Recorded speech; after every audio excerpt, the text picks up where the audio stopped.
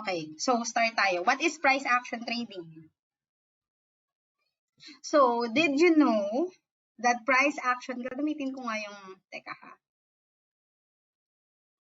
Here. So, did you know that price movement in Forex comes from bulls, buyers, and bears for sellers? Okay, so ganito lang yan eh. If buyers are in control and that they are likely to stay in control, then we buy. Okay, if sellers are in control and that they are likely to stay in control, then we sell. Dalawa lang yan, okay? So price action trading is about knowing who currently controls the price. Yeah, that's a question, buyers or sellers, and knowing whether buyers or sellers will stay in control. Ito lang yung core ng price action trading for us to know sino ang nagko-control ng price movement. Okay? So, if buyers, again, we buy. If sellers, we sell. Simple, right? Okay, next.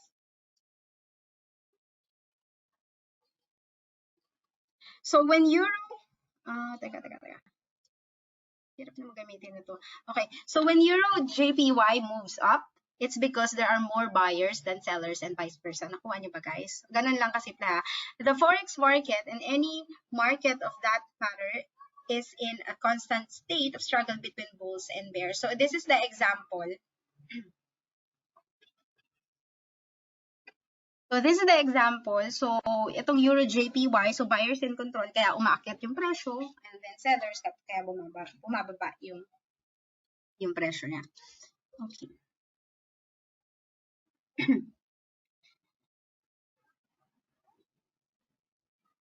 Okay, now that you're aware that it is important to know who's in control, buyers or sellers, then it's time to get started. So, how would I know who's in control of price? So, yun nga, kailangan natin malaman kung sino nagko-control ng price. And now, paano? That's the question. So, paano mo malalaman kung sino nagko-control ng price? How would I know who's in control of price? By using these two techniques. So, first is wait lang. Yan. So first is support and resistance. So just alam niyo na to, guys, di ba? Support and resistance. So this would help us determine whether where the price is likely to stall or reverse. Importante yan. Kailangan nyo malaman yan. I think naturo ko na yung basic na support and resistance. Okay? Now, these two strategies kasi, these two techniques for us to know who's in control of price is actually the core of the price action strategy.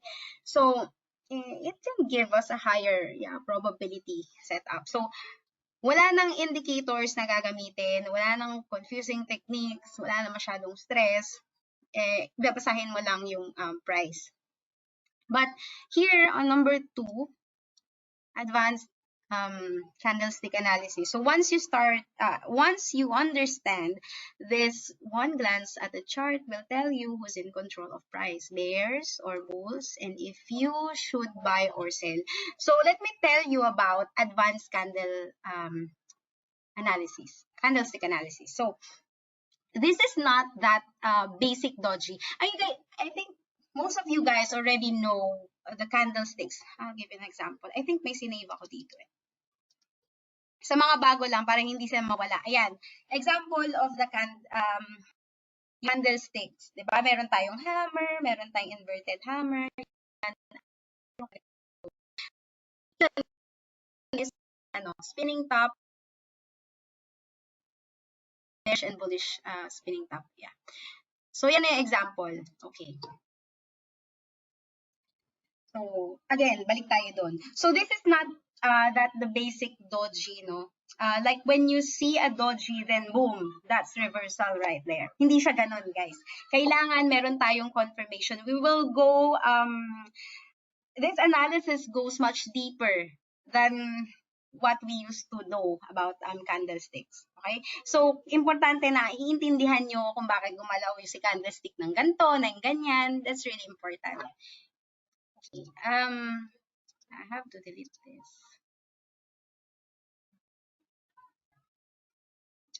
So let's start here. Finding your support and resistance. So, nandun na tayo dun sa pinag-usapan natin. First technique, support and resistance. Second is advanced candlestick. Okay? So, dito muna tayo sa first, which is finding your support and resistance. Okay, may question dito. Guys, meron akong PDF na to, sinend ko na sa iba. So, why do I need to find my support and resistance? Bakit kailangan ng support and resistance? Support and resistance areas show you where to buy and sell. So, ganun lang. Kailangan lang natin siya kasi dun, yun yung magsasabi sa atin kung saan ka magsisell at kung saan ka magbabay. So, basic, na tinuro ko na to din before, basic, if the price is near your support level, that our bias is to buy. Buy. Basta malapit siya sa support. That's why it shows here, this is a buying area. And then, sa resistance naman, kapag ang presyo ay malapit sa resistance, hindi na break ha, malapit lang, like here. That is where we sell. So, basic ng support and resistance, I guess you guys already know this. Okay? So, so it is important that we know how to place our support and resistance. Okay? This is one of the most important skills you can master in trading.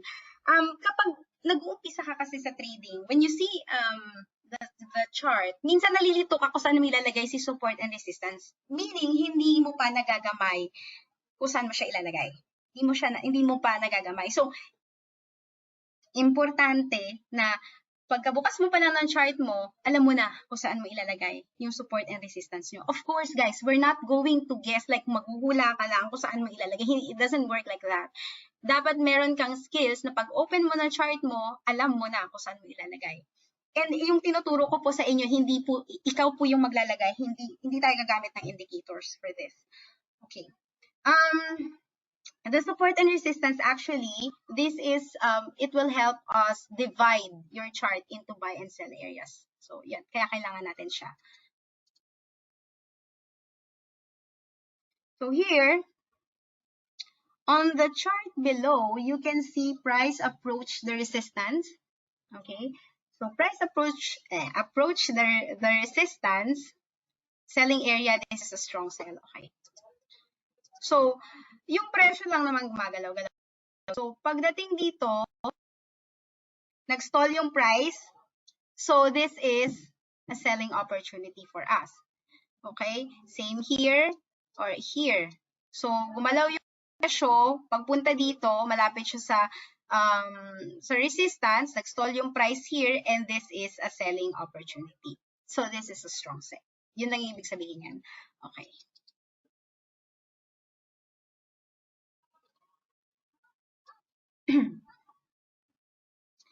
Wait, may wait pa, no? Wait! Pasensya na kayo kasi gumawa nito. May mga ganyan-ganyan pa. So, wait, but why do price stalls or reverse when it hits support or resistance? Why does this happen though? Okay? Madalas kasi pag nagtitrade tayo, ang alam lang natin is yung rule na kapag ang presyo, kunyari, malapit sa resistance, magsisell. Pero minsan hindi natin alam bakit ka magsisell. Anong meron, di ba? Those are the things, those are the basics that we need to know. Okay. Kaya pagdating nyo ng advance, mas naiintindihan nyo yung mga bagay-bagay kahit anong paikot-ikutin ka. So, it's simple. Yun nga. It shows here, nakaharang kasi hindi ko mabasa. It's simple. The market movers like banks and hedge funds place their orders at areas of support and resistance. So when price approach a sell area, large amounts of sell, ayoko magbasa. Anyway, ang gusto lang kasi sabihin yan, kaya lang naman siya nagsustall kasi most of the time, ang mga market movers natin, doon nila nilalagay. So, good traders, not bad traders, okay, good traders, don't randomly place entry like what I've said. Hindi po tayo naghuhula maglagay ng support and resistance or ng position if we're going to buy or sell. So, we don't randomly place entry orders and then we will hope that one day we'll get lucky. Diba? Hindi ganon. So, most of the market movers or the good traders we're talking about, they place their entry orders at significant price level. So, meron tong tinatawag na, forgot the term, psychological levels. Okay, psychological levels siya. Hindi siya yung feel mo lang, tapos dun mo ilalagay yung trades mo. Hindi po siya ganon. So, meron tayong all-time high or low. So, areas in which, let's say, the price has stalled or reversed more than once, dun madalas nilalagay yung price. Okay?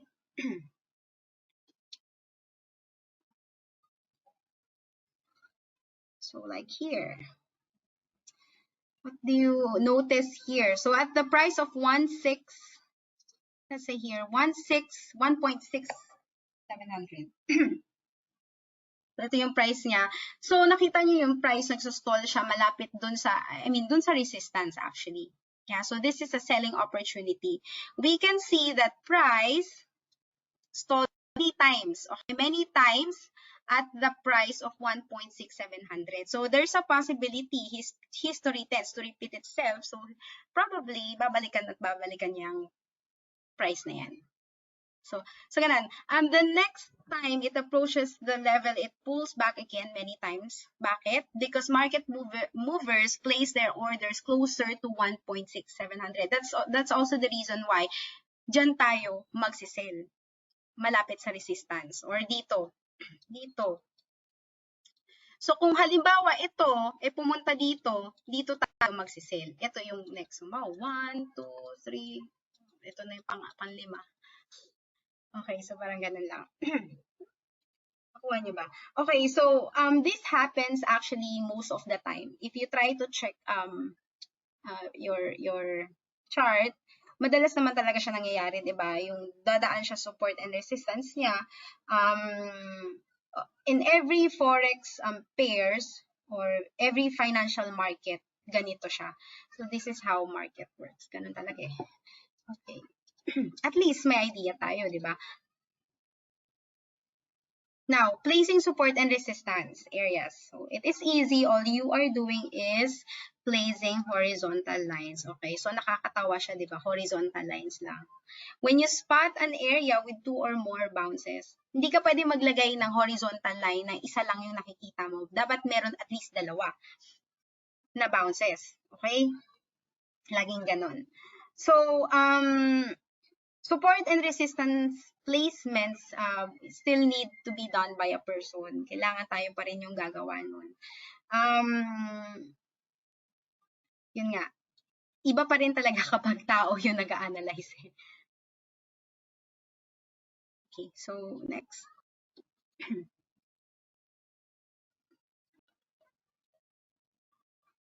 Okay, so please take note of this. Dito na tayo mag-place tayo ng support and resistance. Now, 3 rules in placing support and resistance. So, place areas on the body of a candle. So, when you place your support and resistance area, dapat dun tayo sa may body niya, hindi dun sa wick o yung tail niya. Because the body is more important than wick. Okay? Pwede tayo mag-try. Teka.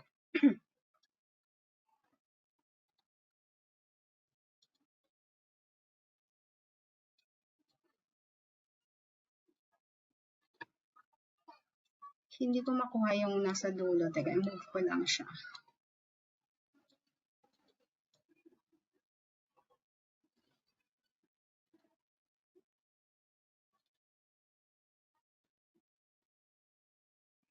So, ang candlestick, as you can see here, for example, maglalagay tayo ng horizontal line. Hindi mo siya ilalagay dito. Kita ba? Palitan ko nga yung kulay. Teka.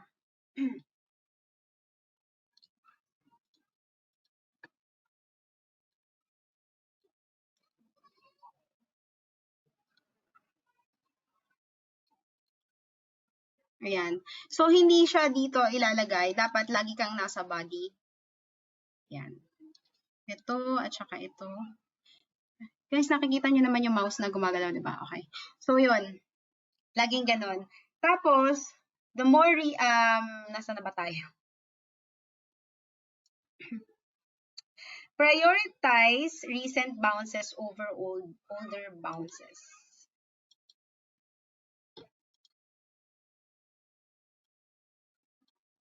Example ko lang to ha, later gagawin natin yung actual, okay. So, kailangan meron kang dalawa, at least 2 bounces, which is here. Let me add this arrow. At least here, and then here. So, ilang bounces yan? 1, 2, 3, 4. So, pwede mo siyang ilagay dyan. Pero kung isa lang yan, for example, ito ha, hindi pa pwede ilagay dito yung support mo sa baba kasi. So, hindi pwede ilagay yung support mo kasi isa lang. Pero mayroon tayong exception. For example, for 1 year, di ba? Kung 1 year all-time high or all-time low, pwede mo siyang ilagay. Pero ang exception lang is kapag hindi siya all-time and high, all-time high, all-time low, then hindi ka pwedeng maglagay ng support or resistance kapag isang bounce lang. At least there's 2 bounces. Ako kasi, just to make sure, 3 bounce ang chine-check ko. Or at least the price told 3 beses. Ayun. Twice, pwede na din. So, yun lang yung sinasabi niya. Later, gawin natin siya. Now, ito na pala. So, step by step, guide to placing support and resistance. So, ayusin lang natin. So, it says here, step 1. Step 1. So, select a daily chart and zoom out until you see round 1 year of data.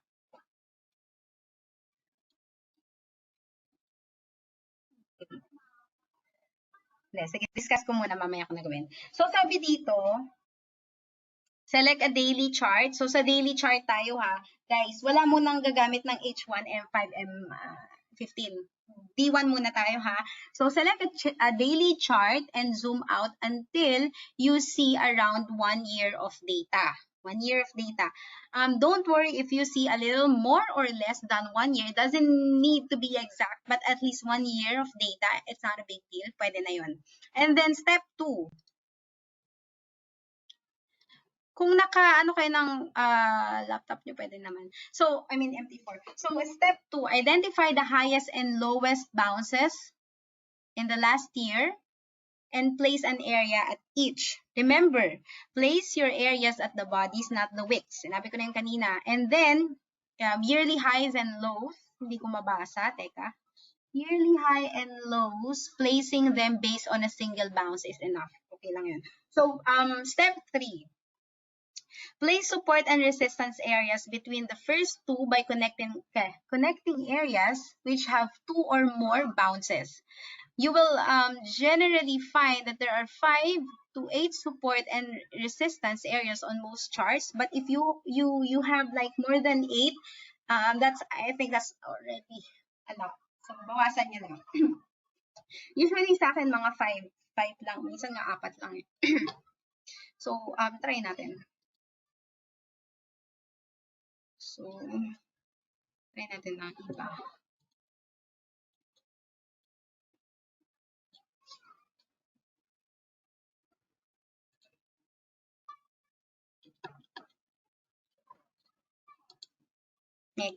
Palitan ko lang to.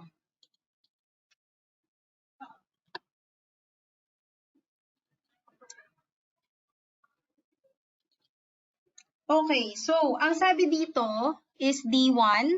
You still remember? Step 1, you have to go to D1 chart and then mag-zoom out tayo hanggang sa makita natin yung 1 year data. Okay, so D1, this is D1. 1 year data, this is June 7, 2019, and we are, shows here, ayan, okay na, 1 year na to. So this is 1 year na, pwede na to. So pwede ka dito mag-start. You have to place your support and resistance. So sabi kanina, kung saan madalas nagsusstall yung price, pwede mo siyang ilagay. Or kapag may all-time high and low ka, pwede mo siyang ilagay. Which is here, pwede. And then here, yan lang yung pwede na isang ano lang, isang ano tawag dito, bounce lang. Okay, so next is, saan natin siya ilalagay? Here.